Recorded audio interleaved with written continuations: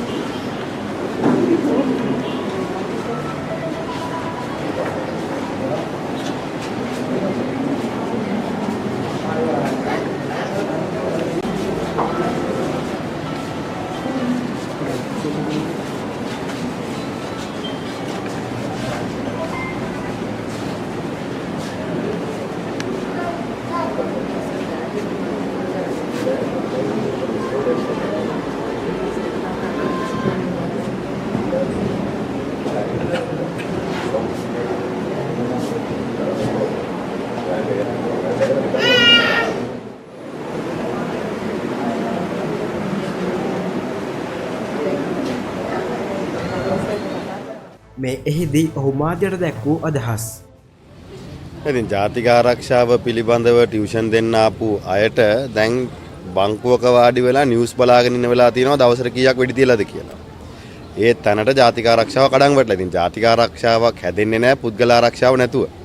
මේ රටේ සාමාන්‍ය පුරවැසියෙක්ගේ ජීවිතය පිළිබඳව අවධානමක් තියෙනවා. එක්ක මංගොල්ල කනවා එක්ක වෙඩි තියෙනවා. දෙපාර්ශ්වයක් අතර නිකන් මේ පෞල් ආරවුලක් ඇති වුණත් පිහින් අනගෙන මරා ගන්න තැනට කොන්ත්‍රාත් දීලා මිනි මරන තැනට සමාජය පරිවර්තනය වෙලා තියෙනවා. ඉතින් ආණ්ඩුව මේ කෙරෙහි ක්‍රියාත්මක නොවීම තුල සාධාරණ සැකයක් තියෙනවා මේ යම් කාරණා පිටිපස්සේ සැඟවුණු හස්තයක් තියෙනවද නැද්ද කියන කාරණේ. ඉතින් ඒ හින්දා ආණ්ඩුව පැත්තෙනුත් මේ වක්කීම් බාර අරගෙන තමන් මේ රටේ ජනතාවගේ පුරවැසියාගේ ආරක්ෂාව තහවුරු කරන්න ඕනේ. එහෙම නැත්නම් ආණ්ඩුවට ලෙන්ගතු සමාජ මාධ්‍ය හරහා මතයන් වෙන පැත්තකට හරවන්න උත්සාහ කරනවා නම් ඒ තුල මේ රටේ පුරවැසියට සාධාරණයක් වෙන්නේ නැහැ. ඒ හින්දා පුරවැසියා කවුරුණත් ඒ හැම පුරවැසියෙක්ගේම ජීවිතය ආරක්ෂා කරවීමේ වගකීම මේ ආණ්ඩුවට තියෙනවා. ඉතින් පැහැදිලිවම අද ආණ්ඩුව ඒ වගකීම් පැහැරහැරලා තියෙනවා. සහ තුට්ටුවකට ගණන් ගන්න නැති තැනට පරිවර්තන වෙලා තියෙනවා. ඉතින් යම්කිසි කෙනෙක් මාධ්‍යවේදී සහෝදරයෙක් මේ ප්‍රශ්නයක් නැගුවොත් ආණ්ඩුව ඒක විහිළුවට ලක් කරගෙන එක්කෝ මාධ්‍යවේදියට බැනලා ප්‍රශ්නේ මගහරිනවා. ඒ හින්දා මේ රටේ අද තාමත් දරුණු තැනකට මේ රටේ පුරවැසියාගේ ආරක්ෂාව පත් වෙලා තියෙනවා. මතර ප්‍රජාතන්ත්‍රවාදයට මරුපහරක්. විශේෂයෙන්ම මැතිවරණ ලයිස්තුවක අපේක්ෂකයෙක් විදිහට ඉදිරිපත් වෙලා ඉන්න කෙනෙක්ව ඝාතනයට ලක් කිරීම. මේ රටේ ප්‍රජාතන්ත්‍රවාදී රාමුවට එල්ල වෙච්ච මරුපහරක්. අපි මේ වගේම සිද්ධි දැක්ක 88 89. දැන් 88 89 සිදුවීම් වලට හා සමාන සිදුවීම් තාක්ෂණයත් එක්ක සහ නවීකරණය වෙලා අද සිද්ධ වෙනවා. ඒ කියන්නේ ආණ්ඩුව ආවේ රට ඩිජිටල්කරණය කරන්න.